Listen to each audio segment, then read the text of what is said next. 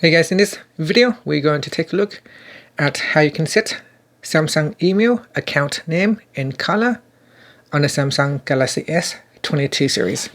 First, tap on the home button to go back to the home screen, and from the home screen swipe up to go into the app screen, and in here open up the Samsung email app.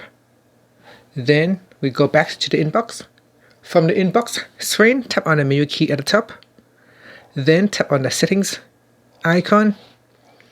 Next, we go down and tap on the email account.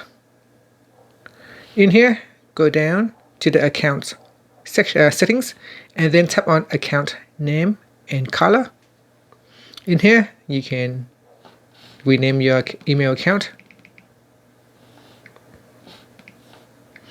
and then you can choose a color. So let's say I'm going to choose this dark green here, and then tap on done. Then we can tap on the back key,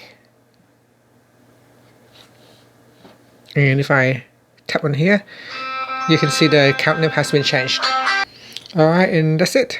Finally, you can tap on the home button to go back to the home screen. Thank you for watching this video. Please subscribe to my channel for more videos.